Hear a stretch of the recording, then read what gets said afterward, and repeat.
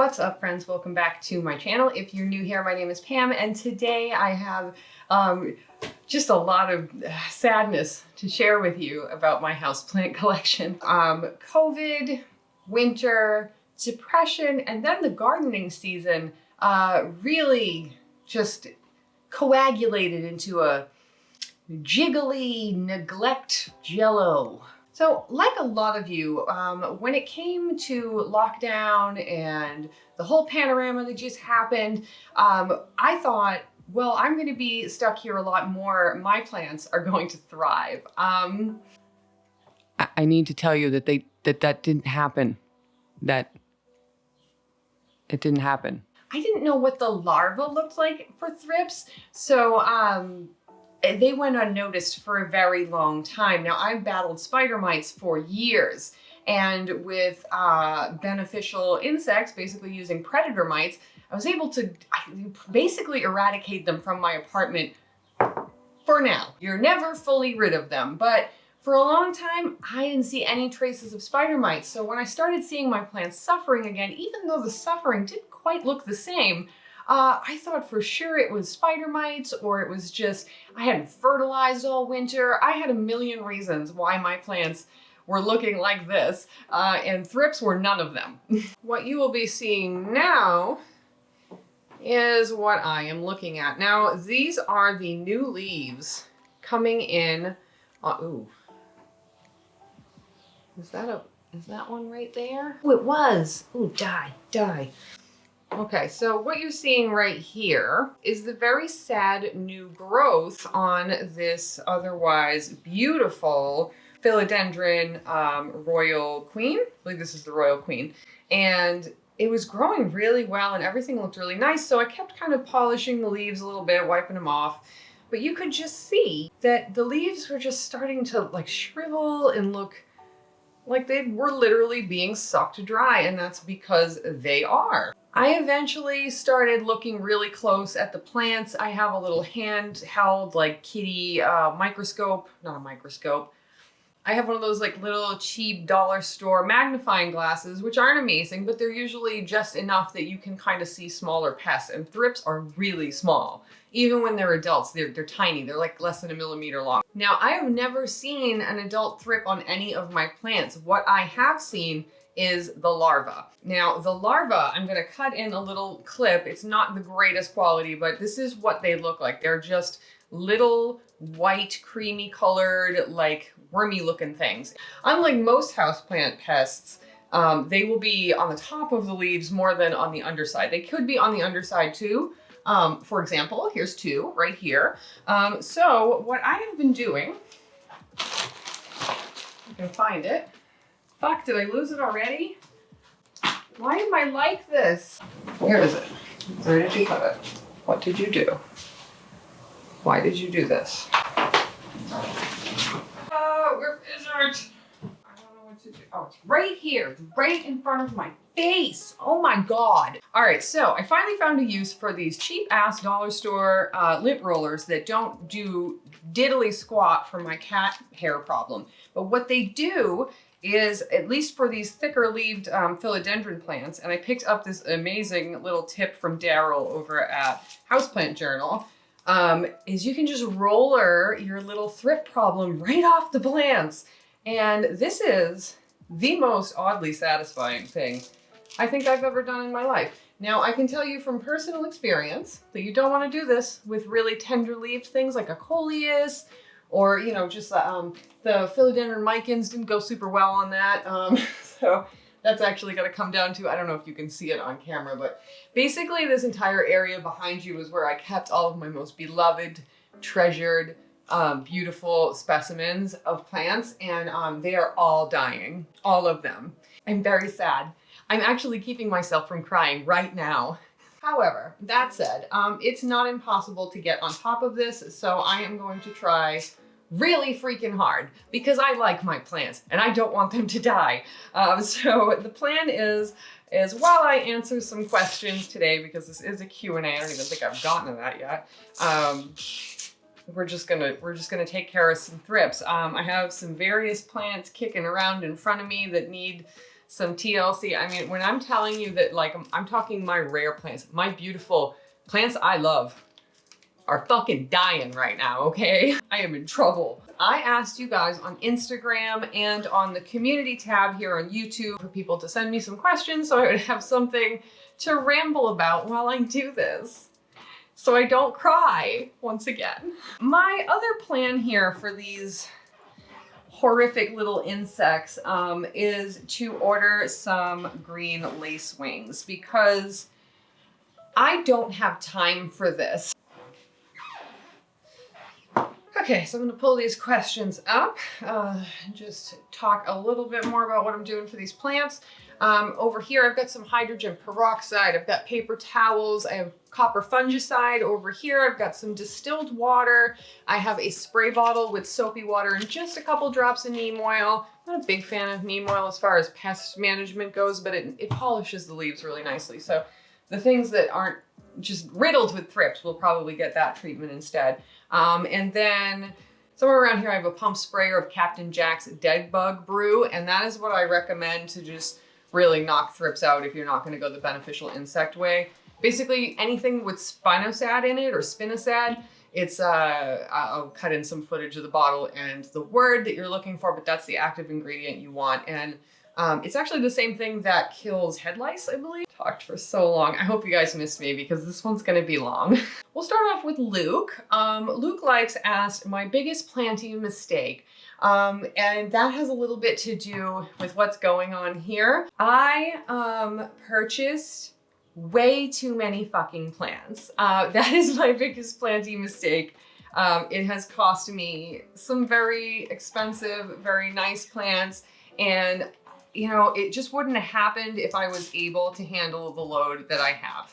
And that, I think, is something that, you know, I've been talking about it on this channel for a while. I know Kaylee Ellen mentioned it recently, I think in her mental health video, and she's just talking about like replacing, you know, like that empty feeling or whatever by buying plants. So really just accumulating them so quickly, and especially at first because it's so easy. There's plants everywhere that you don't have. Now it's a little more difficult. Now when I go to places, like I'm not quite as, you know, like I don't need to buy everything in the store anymore because a lot of times when I go to the stores, I have a good chunk of what they have in your standard nursery, or I've already grown it and decided I didn't like it or I just don't like it or whatever. So I kind of screwed myself by doing that. So that's why I'm always telling people now, you know, take your time. I do regret it because of what's going on now. I do wish I had taken my time a little more. I do wish I had, you know, just savored it a little bit more. But I think that, you know, can't unring the bell now. Now I'm fucked. So this guy's already gotten a spinosad treatment maybe last week. This is a silver sword philodendron, supposedly. I think the leaves look a little different than maybe a silver sword should. But it's, you know, it's that same silvery kind of leaf. And I've got some like weird mutated leaves on it on the bottom, but they seem to be lengthening out and they look pretty normal now. So I'm going to use the Rachel from Heart Shaped Leaves trick of using a makeup brush. So that's another handy little non-planty thing that you can use to take care of your plants. And as I spray, I will answer another question. So Florence at Floss Little Flat, she asked, what's been the biggest learning curve with YouTube? For me, it's definitely just been the consistency thing. Like, I just can't do it, man. I'm trying so hard and I like filming, but it's like the setup and just getting everything, all the lights together and then everything that you need for that video. And because of the way that I like to film, a lot of times there's a lot of B-roll, there's a lot of like stuff on the screen I gotta type in and figure out, and I'm very disorganized in my brain holes. So it's not always easy for me to like do this kind of stuff. I saw a meme like last week or something that said, I am the boss of me and that is the problem. So for me, that was really a big one. I think more than filming and figuring any of that stuff out. I am a neurodiverse person, and they say that a neurotypical person has about 10 useful hours a day. You know, on a good day, you have 10 hours that you can just function, you can do things. I would say that I have about 4. I have about 4 to 5. and then I go for 6 anyway. So I'm really tired by the middle of the day. So that's usually about when I would be filming. And yeah, it's just not working out great. It's not working out great. But as you might notice, I'm getting better. So this plant's already been rollered. So I am just cleaning her off with the brush and the soapy water and the neem, shining her up. And then this way I will be able to keep an eye on it for any further signs of thrips. And thrips, from what I understand, they lay their eggs inside of the plant tissue. So even if you spray these and you kill all the thrips that are on your plant right now, they're gonna hatch more, and it's probably not gonna do much. And spinosad, if you use the concentrate and then make a spray, you're gonna need to use that within 24 hours as it loses its potency. So I imagine that it also doesn't hang around on the leaves quite as long, maybe not as long as a neem oil would, because it's not the same kind of coating. But basically you're gonna need to spot treat, remove it with the lint roller, you know, spray them off in the shower, whatever you gotta do to get those little baby thrips off before they become adults, and then learn how to fly because they can do that too. So Trixie Undead asked do I have any interest in growing cannabis? If it is, will it be legal where you live? I am in Massachusetts. We have been legal for some time. We are legal both recreationally and medicinally. Basically kind of a family business here. So we already got our hands in that. I have not done it on my own, just like handling my own plants or anything yet. But yeah, I've always wanted to do that. The only reason that I don't do that here is because of the pest issue. Cannabis plants are kind of a canary in the coal mine when it comes to any kind of pest you might have in your house. Just, we don't have them here just because the combination of cannabis plants and house plants without like any real way to separate them it's asking for disaster. But eventually, you know, when I have my own property and stuff, we would definitely like to be doing some more growing just to be self-sufficient, and I want to, you know, pop some seeds and play around with genetics and stuff someday. I think that'd be really fun. That's probably one of the questions I get asked the most about. Everybody's really surprised when I tell them that I actually don't grow cannabis. But yeah, it is definitely something I plan to do in the future. And I mean, I have worked with growers and stuff before. So I've handled the plants, I've fed plants, I've trimmed bud, I've done all that stuff. It's just not something I'm doing right now. Plant Cave asked me what my biggest piece of advice for somebody starting their first garden would be. There are exceptions. There are people that, you know, they've got the money, they've got the time, they've got the area, they've got the best available things and education opportunities and all kinds of stuff. You know, maybe they're just really talented and they're just gonna have this really sick first year garden that's gonna do amazing, and they're gonna post all these pictures of their hauls of bountiful vegetables on Instagram, and we can all hate them together, okay? That's probably not gonna be you. It certainly wasn't me. So I would just kind of go into it, go buck wild, do whatever you can do as much as you can do in your space. Mentally prepare yourself for disappointment, because there's a lot of variables in gardening. It's not that it's terribly difficult. It's just that there are a lot of variables. You know, there's new pests. There's a whole new world of bugs that are gonna eat your plants, of squirrels, rabbits, like there's weather, the weather plays in, and that's like a whole thing. There's a lot of powdery mildew, there's things like that, you know, and it's a lot of stuff that you can't control. So like, don't beat yourself up, don't feel bad if things go wrong. Just go into it determined to have a good time so that you're not hard on yourself, because I know a lot of us are perfectionists and we can be very hard on ourselves. So gardening is not the place to do that, because it will humble you quickly and painfully. You do not approach a garden with an ego. So I have just sort of shined up this baby. It's got a few more leaves coming out that look like they could be beautiful, but they could also end up shriveled up and disgusting like this one. Who knows? We will just have to find out. I did recently repot and moss pole this plant, so it looks a lot better than it did actually, because it was in pretty bad shape. I'm trying to learn the ropes of plastic pots because I'm very used to clay, and I've become an underwaterer because of, you know, being overwhelmed. But then it seems like even if I'm watering these like once a week, they're soaking wet, or they're bone dry when I come back 2 days later. Like there's just, I can't figure them out. This poor fucking thing. Okay.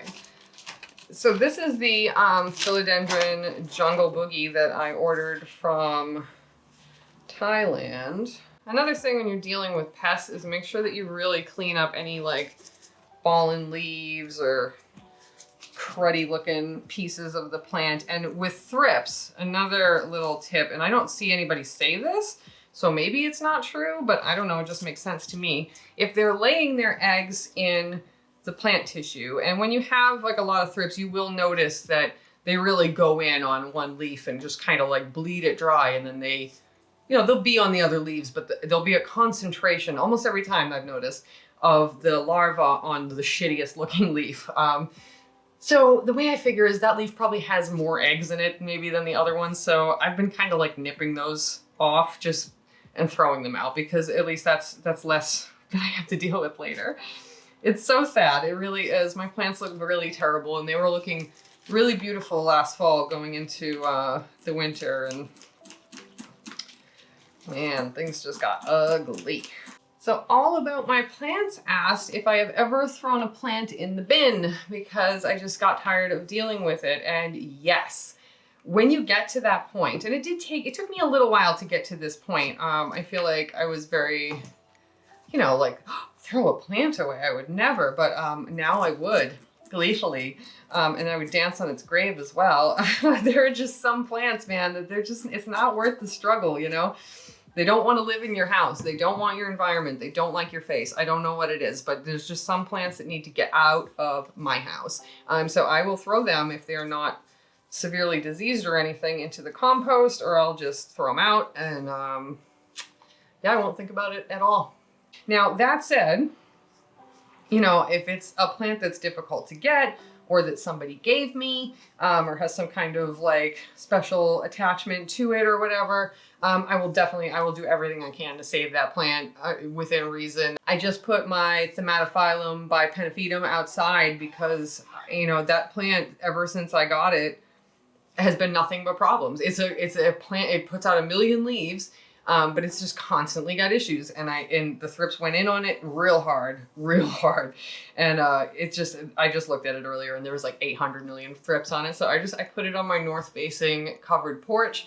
I'm gonna experiment with putting some houseplants outside this year. I do get a lot of questions about that as well, and people want me to make videos about it and everything.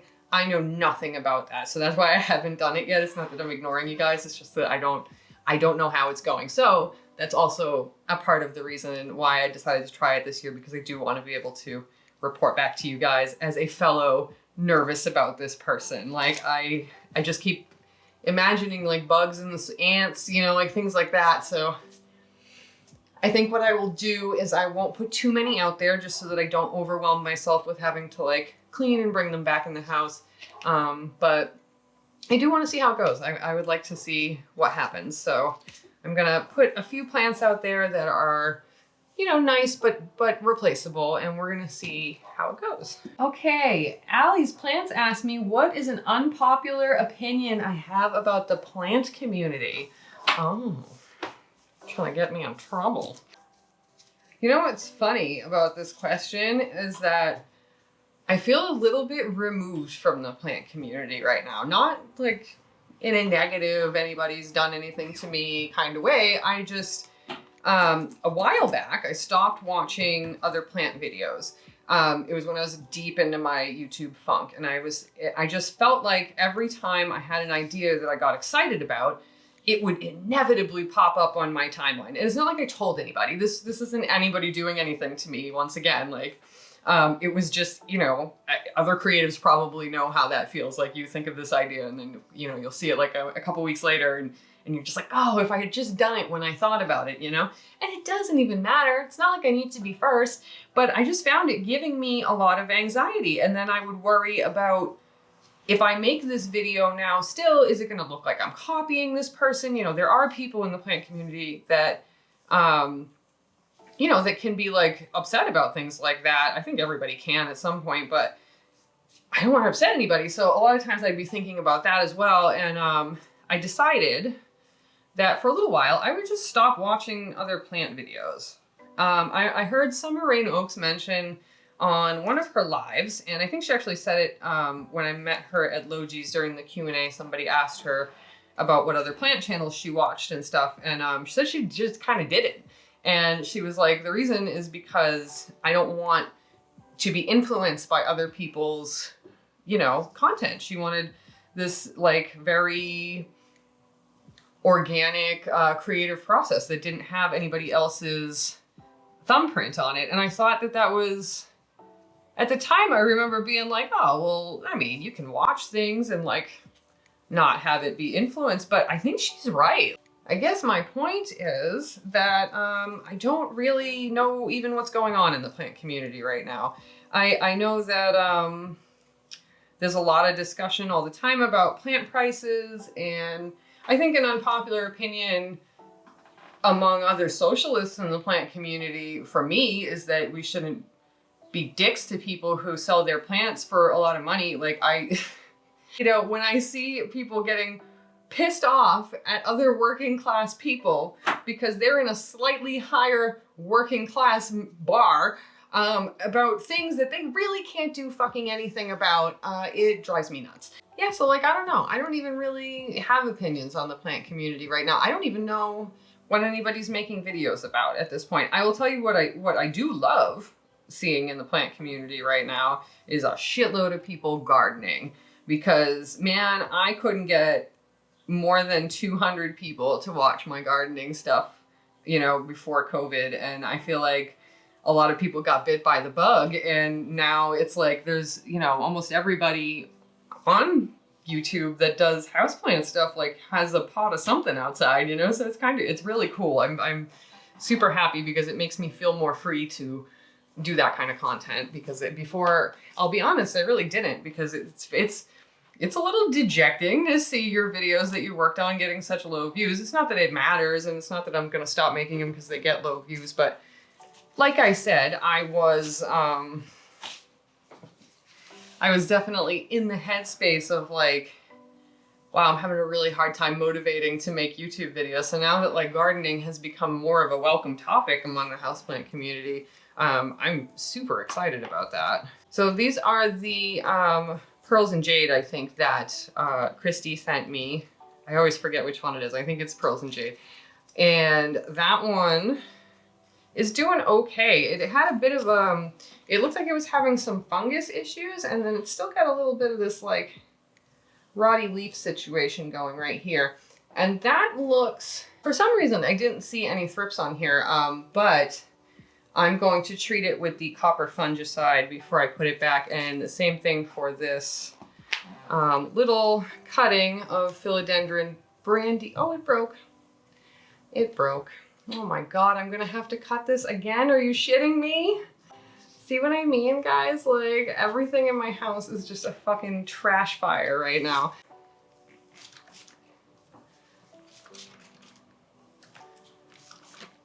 And make sure that you, before you do things like this, you like read all the labels of everything that you're touching. And if you're working on a surface that you care about, you're gonna wanna look into that as well. So Scott from Scott Grows an Avocado, and if I didn't say, the last question was from Allie's Plants, and she has a awesome YouTube channel, so check her out. And I think everybody that asked me a question with a YouTube channel, I'm gonna put down in the description box. So editing me, don't fucking forget. Okay. So Scott from Scott Grows an Avocado Tree asked me what I just don't have time for at the moment. Boy, do you have time to listen to me tell you what I don't have time for? Because there's a lot. Clearly plant care has not been a thing. I still haven't filed my taxes. I don't even think I paid last month's bills yet. I have money, I just haven't done it. I feel like since the world's reopened and I have been, done a couple photo shoots, like I have gone to like a baby shower, and Mike had a couple of shows, and like, so we've been going out and doing things, and just that moderate amount of like resuming activity has utterly crippled my life because, like I said, you know, I only really have 4 hours of usable time every day. So it's like, if I have to go out during those 4 hours, like nothing's getting done. It's really annoying. I wish I wasn't like this, but I am. Okay, what else do I have? Okay, so I also wanted to show you guys. It is, of course, a little thrip damage on some of those new leaves, but this is the pink princess that was supposedly reverted that Pammy sent me. And if you can see, that new leaf coming out is looking pretty sweet. So it is definitely putting out some awesome leaves, and I've been all over this thing, like really just trying to save it from the thrip damage because it's like every other leaf comes out like crumply and screwy, but the ones that don't are beautiful. So I'm working overtime trying to keep that guy nice. And basically the idea of getting this area done today is that I can clean all the surfaces and then make sure that all the plants that are over here are on the same treatment schedule. And then I will go onto this shelf here and then into that room and then the bathroom. And to answer Scott's question, I don't have time for this. Michelle asked plastic pots or terracotta. I have been experimenting with plastic pots lately, and I gotta say I fucking hate them. I hate them. I hate them. I don't like them at all. I like terracotta and I like ceramic, and I don't know why. I don't know if plastic just doesn't breathe or what it is, but everything that I put in plastic, for the most part, is not happy. So I don't know what to do because the terracotta dries out too fast. So let's bring this little guy, this little guy. Oh, these need to be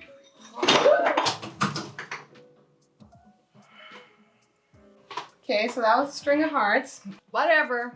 Also, this orchid could really use a nice, thorough resaturation. I have a video on my channel if you need to revive some orchids that are like really sad, like if you rescue one at the grocery store or whatever. I have a whole video on how to soak these in tea and like really like revive them. Something about the tannins in the tea helps the plant out, and it works really, really well. So I have another orchid over there that honestly pretty close to throwing out because it looks so bad that it's gonna take so long to look nice that I don't even think I care. But it was like the first rescue one I bought, so I don't know, I might try to save it. But this guy, I probably won't soak in tea, but I am gonna try to soak it in like some water for a little while and let it really suck up some moisture because she is sad. So it's in a cash po, so I just kind of fill it up like too much and then I'll drain it out in a little bit. So I'm just gonna keep this over here on the table so that I know to drain that out in a few. God, this is gonna be the longest Q&A ever. Okay. Do I ever get powdery mildew on my coleus? Not indoors. If you're getting powdery mildew on your coleus, they're probably either near a humidifier or a window, or somehow the leaves are getting wet. You do not want those leaves to get wet. And another thing that will cause powdery mildew is a real drop in temperature overnight. This happens with cannabis plants as well. So if you've got like this warm, you know, environment during the day, and then say your window's open and like the last 3 nights here have been 60 degrees out in the middle, you know, of June, it's so weird. But the temperatures have been plummeting. So if you've got that like warm day and then real cool night, you're gonna get the condensation sitting on the leaves. So that's another thing to think about if you're getting that issue, that maybe you need to move your plant away from the window or just be mindful of the humidity and moisture coming in. So hopefully that will be helpful for you. So Cuties with Cardi, she also has a YouTube channel, and she also interviewed me a couple weeks ago. So if you didn't see that, you should check it out. It was fun. But she asked me to show coleus babies, which I would love to do, except these piece of shit slugs ate them all last night. I had a whole tray and they were just starting to flush out a little bit, and now they're all like just like half dead. So that makes me very sad. But I do have another coleus video coming for you guys. I keep getting asked to show some updates on the pots that I did. It's actually one right over here, but I'm gonna wait for the video to show you. I had one that kind of got behind plants that definitely looks really sad right now. But the other one that I did on that video looks great, so I'll show that to you guys in a video coming up soon. And I'm also going to show you the ones I started from seed and answer any more questions that I've gotten about coleus. So if you have more questions about those, let me know. And then we're going to do a part 3 because I am embracing my identity as the coleus queen on YouTube, okay? I'll take it. Lindsay Loves Leaves asked if I would be her best friend. Sure, I'm not a great best friend though. I mean, my best friend would probably be kind enough to argue with you, but, well, I guess it depends. Do you need nothing? Like, are you the kind of person that, like, I don't need to text? Because then, yes. What I'm saying is I'm bad at texting. And Lindsay also asked, what made you find the love of plants and gardening? That's been kind of a lifelong thing for me. I not like on this level, obviously. This level was kind of, I've told the story a few times, so I won't go too far into it, but I had gardens when I was a little kid. My best friend growing up, Joanne, she was really into being outside, animals, plants. She composted. She had a compost pile in like the 2nd grade or something. We used to bury roadkill, you know, just because we were super normal kids. We got up to plant stuff back in the day. And this snake plant right behind me actually is one of hers, and that's probably pushing 20 years old at this point. She left it with me when she moved to Texas. Even back then, I was into gardening. I had a little herb garden at my mom's house by the stairs, and my mom always had plants growing up. She had, you know, like maybe like 15 of them in the house at any given time. Maybe a little more, maybe a little less. So she was definitely a child of that 70s houseplant boom. My Nana was a huge plant lady. We all have pieces and parts of her heirloom plants in the family, those of us that can keep the plants alive anyway. So I kind of come from a long line of it, and I think the obsession really kicked in about 3 years ago. Somebody asked if I had a source for herbal medicine that's science-based. So as far as like super like science, I mean, I'm not really sure like what you would consider that to be, you know what I mean? So, but I can tell you who I like to watch here on YouTube and who I read books from. I really like She Is of the Woods. Her name is She Is of the Woods on YouTube.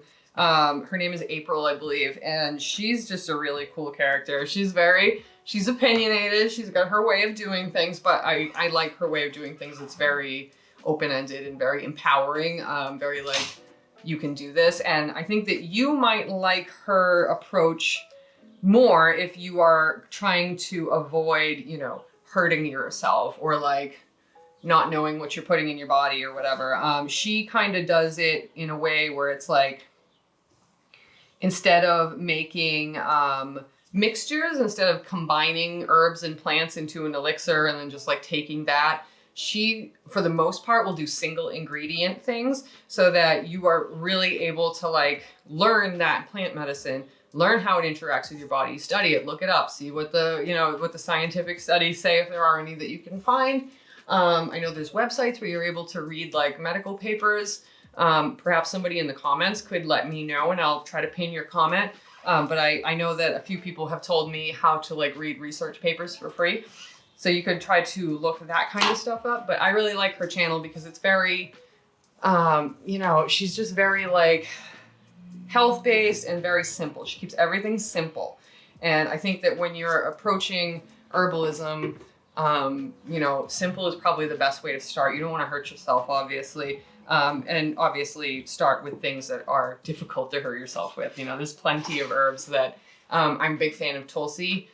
Tulsi is also called holy basil. It's an incredibly important herb in India and in their cultures and religion. And, it's difficult to hurt yourself with Tulsi. So I like it a lot because I can have a few glasses of it a day of the tea. That's what I have over there. And, you know, I just feel really good. I can feel it working, like if it makes any sense. It could be a placebo effect, but I swear I can like feel it like here. I feel it like warming my freaking third eye. Like I'm not like a third eye woo-woo kind of person, but like that's the zone that I feel it in. It's just a super cool herb. And then I think that rosemary gladstar comes well recommended within the herbalism community for getting into that kind of stuff. So you can check her out as well. But yeah, definitely check out She Is of the Woods. I think that you'll like her stripped down approach to things. And of course she does like explain, you know, anatomically, medically, like what it does. So then you can kind of use that information to go and research your own information. And of course, run things by your doctor if you have a doctor that listens to you. What's that like? So Where You Come From, who's a very cute doggy in their picture, says, I'd love to know what types of things you do to help quiet your soul when you're feeling overwhelmed, anxious, down, etc. What makes you feel better and puts you in a better headspace? I have a few comfort YouTube channels that I really love. The Cottage Fairy is one. If you've ever watched her videos, they're very, you know, like minimalism, but the filming is beautiful. The music is very calming. Her voice is very calming. She's a very wise and sweet person. You know, it's a little saccharine. It's a little sweet, you know, but it's very comforting. And I feel very calm when I'm watching her videos. I do like to read, obviously, talk about books on the channel. I don't do it as much as I would like, but that's definitely a very centering activity. If it's quiet enough in the house, I do like to read. And then just going out in the garden, like I can't even express to you. I mean, a lot of you know what it's like to do your morning sweep, you know, around your indoor garden and look at all your plants. And I have that outside, and the amount of things that are changing and different and blooming all the time are so much more than in here, you know? So there's all kinds of stuff, you know, new leaves and things like that in here. But right now, every time I go outside, a completely new plant is in bloom. Like, it's just, it's so exciting, and I just love it so much. So that's definitely just going out with my harvest basket with a podcast on, or just nothing, just listening to nothing, because I very rarely allow myself to just listen to nothing. Here is my sad little Alocasia. This is okay, because this leaf lasted for like a good year and a half, and there are 2 more coming up right now. So this guy's actually not in as sad a condition as it could be. I know people have a lot of problems with these African mask plants, but you know, I do okay. All right, so give you a little clean. I already rollered this one off too, and I didn't see any thrips on it, which is surprising for like an Alocasia. You'd think they would be covered. Let's see. Oh, I think there's a couple. Oh yeah, there's one. All right, spoke too soon, little fuckers. Oh, just found a screenshot of a guy calling me a cat lady. I was making fun of him. Let's see. Where are we? All right, we're making some progress here. Tell us more about them bunnies, says Bubbles. They're gone. I hope they're not dead. I don't know where they are. There were 2 babies, and I assume that they probably moved on. I know once they like kind of leave their mom, they'll go find their own zone or whatever. And one of the little ones was kind of living over here in the back bed. One was living in the compost, like stick pile. And my big bunny was living in the flower bed over there. And I haven't seen any of them in about 4 or 5 days. And to not see the mama bun is weird. So I don't know if she's moved on or if something happened to her. I hope not. She was very polite. I liked having her. Jan Broyle says, are you excited and maybe a little scared of going to concerts again? Yes. Yes and yes. I'm not a big concert person anymore. I'm old. I'm turning 39 on the 15th. So this week coming. And my back hurts very easy, and I get tired at 11 o'clock. So I don't go to a lot of concerts, but I have a feeling that this year, just knowing that I can after that year, I'm probably gonna do some concerts this year for sure. I'm definitely looking forward to being able to see Florence and the Machine again. My daughter and I always go. We've gone every single time she's come around the last like 4 or 5 tours, I think at this point. My mom will get me tickets usually for my birthday, so usually right around now is when we're opening up a email from Ticketmaster, but don't think she's touring right now, but I definitely can't wait to do that again with my kiddo. We saw Lorde once too, that was really fun, so I wouldn't mind seeing something like that with her again. And then Mike is a DJ, so we are definitely going to be doing a lot of that kind of stuff this summer, because he's put together a little group locally, and they're trying to get a lot of like all age events going, and it's going really well so far. So very exciting for him. And yeah, it's nice to see him getting out and doing his thing and having some success with it, because I know he missed it for the years that he had put it down. So if you ever see me posting about these live streaming events or the new mixes and everything that he puts up, give it a listen. Just saying. You could. You don't have to. A little hurtful. Okay. Okay, so here's the super sad orchid. Oh dear God, there's like cobwebs. Egad. Oh, there is a new leaf coming out though. She ain't out yet. All right, so we will soak her as well. Make sure that sphagnum gets nice and damp. But for now, I'm gonna clean her off. So Rebecca asked how I learned gardening. YouTube. That's how I learn everything. And books. I've had a lot of books for. I had a lot of urban gardening books before I was watching YouTube, so I guess those are where I started, but for the most part, YouTube has been what sticks in my brain. I'm more of a visual learner. Ladybud's Plants asked if I have any tricks to get my Hoya to bloom like yours, and how long did it take to bloom in your care? That little tiny plant that I got from Logi's bloomed the first summer that I got it. That is a Hoya lacunosa, and that's like the cinnamon scented Hoya. And that thing blooms its head off all the time. And all I can tell you is neglect it. Don't water it, stress it out. I don't know, because I literally just let it get way too dry all the time. And it blooms at the same time, twice a year. So that's definitely, I think variety might have something to do with it. I think that variety of Hoya just maybe does better in our home situation. So that's entirely possible. The reason why that's happening. My Hoya shepherdii, that one blooms pretty regularly too. So that's another one if you want like a lot of blooms to check out, because she's pretty good about that. And then my Bretonnier, whatever it is, that one's bloomed a couple of times. But then again, I have Hoya Crimson Princess in the other room, and I've had that for 4 years or something. It's enormous. It's got a beautiful south-facing window. It puts out 1,000 leaves. It does not bloom. So your guess is good as mine, sis. I'm not sure. Might not always have the answers, but I will keep it real with you guys if I don't. Jacqueline's Jungle. She said her Hoya is blooming like crazy too. So there you go. It's a good kind. And Christabella asks, do you prefer outdoor gardening or your indoor houseplants, or is it a straight up tie? I think outdoor, I probably prefer a little more. I think probably just because I'm finally having a chance to really do it on like a large scale. So it's a little bit newer. I have ADD, I get bored with stuff.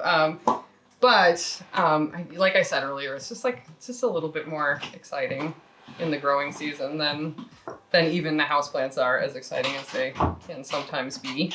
And I think with outdoors, the other thing that I kind of tend to like a little bit more is just that like I can grow food, and that's just a little bit more practical than, you know, just a houseplant that just pretties up the place. Like, of course it does, you know, it adds nice things to your home, and it's not like it does nothing, but I guess as far as like gratification, sitting down and eating a salad that I entirely grew in my yard it's pretty unbeatable. You know what I'm saying? It's hard to top that with a houseplant, but I love my houseplants though. I really do. It's especially like in the wintertime, I'm just so happy to have them, and they really add a lot to my home. And houseplants are kind of the thing that finally made me commit to actually decorating this place. When I moved here, I very much didn't feel like home.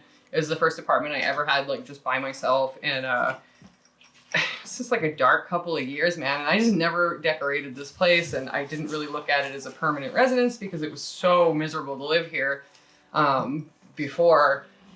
But the neighbor situation has completely changed on like all sides, downstairs, everywhere. Like I have the yard that I can use now. Like everything is so much better. And yeah, it's just like I have plants to really thank for my overall home happiness. So I do really love both. And of course, it will always be both on my channel. So if you guys get worried, if you're into houseplants and not gardening, just bear with me. We have a short growing season. Dee asked how he keeps slugs out of the garden. Clearly, I'm not sure because I had them all over my seedlings this morning. I will say that if you have seedlings and and things like that. Try to keep them in the trays or like little pots for a little while and kind of keep those up off the ground, just because they tend to eat them less when they're a little bit bigger. So if you're not putting out like tiny, tiny baby seedlings, they have a better shot at not getting slugged.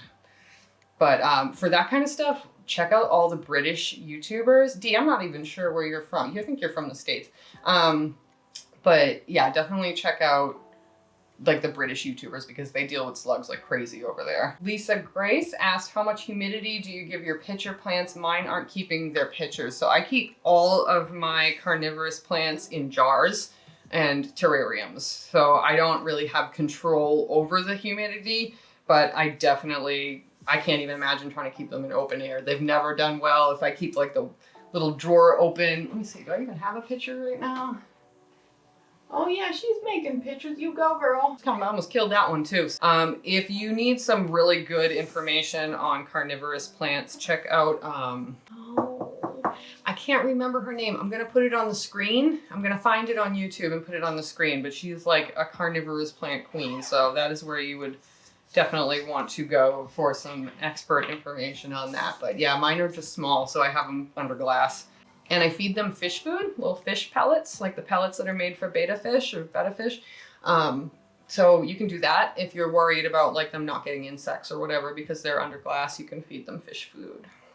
Lisa would like to know how me and my family are doing. Thank you. Thanks for asking. We're great. We really are. We're doing great. I can't complain. Aiden's almost out of school. We're both excited about that. It's, you know, we've been able to see our families. We've been able to go out again. Life feels good right now. It's very good. So it's nice. Somebody asked my favorite super common plant. Honestly, it's probably just a Monstera deliciosa because I just love these freaking plants. They're enormous. They're beautiful. They make a huge statement. They're easy to grow. They're easy to clean when they get covered in thrips. And yeah, I think that she's just the banger for me. It's just the old classic, and everybody got over her very quickly, but I never did. And that was from Plain Jane Plants. And last one, my throat is starting to hurt. Tell us something funny you remember from when you were a kid, like just a funny story or something you remember believing as a kid that turned out to be completely untrue. Well, I remember thinking my family was very normal. All right, my friends, I gotta stop doing this. My throat is killing me. I hope this was a watchable video. I have an hour and a half of footage to go through and a shitload of plants to clean up. So I'm gonna shut up and go do that. If you have more questions for me, feel free to leave them down in the comments and I'll try to get back to you there or in the next Q&A video. So thank you for watching. Bye, bye, bye, bye.